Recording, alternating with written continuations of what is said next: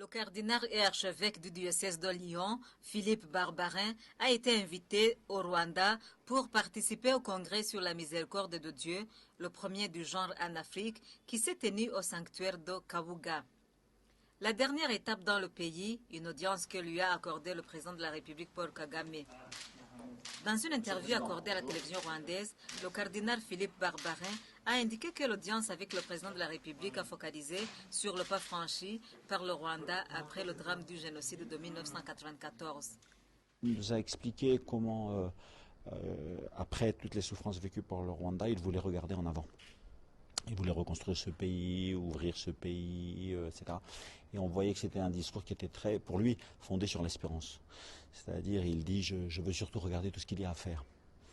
Et c'est vrai qu'on voit que c'est un pays qui est en vrai progrès, on le voit dans l'urbanisme, non pas seulement dans la capitale d'ailleurs. À un moment, il nous a dit, c'est bien que vous ne soyez pas resté dans la capitale. Parfois, les visiteurs viennent et ils restent à Kigali.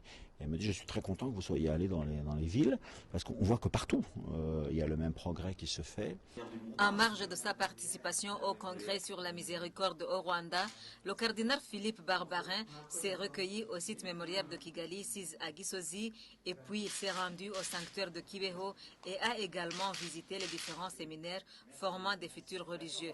C'est un reportage de Karine Umutoni, lu par Caritas Uwera pour la télévision rwandaise. Cardinal Philippe Barbarin uyobora diocèse ya Lyon mu gihugu cy'Ubufaransa yaje mu Rwanda mu rwego rwo kwitabira inama nyafurika ku mpuhwe z'Imana yabereye i Kabuga. Ku musozo w'uruzinduko rwe mu Rwanda, Cardinal Philippe Barbarin yakiriwe kuri uyu wa kabiri na Perezida wa Repubulika Paul Kagame muri village Urugwiro. Ibiganiro byabo byibanze ku ntambwe nziza u Rwanda rumaze gutera muri gahunda zinyuranye nyuma ya jenoside yakorewe abatutsi mu mwaka wa 1994. Il nous a expliqué comment, après toutes les souffrances vécues par le Rwanda, il voulait regarder en avant. Umukuru w'igihugu yadusobanuye ko nyuma y'ibi u Rwanda rwanyuzemo abanyarwanda bifuza kureba imbere, kubaka igihugu cyabo no gushingira ibikorwa byabo ku cyizere cy'ejo hazaza heza. Ku bwanjye iyo ndebye u Rwanda mbona ari igihugu kigenda gitera imbere mu nzego zinyuranye, haba mu mijyi ndetse no mu byaro. Elle me dit, je suis très content que vous soyez allés dans les villes, parce qu'on voit que partout, il y a le même progrès qui se fait.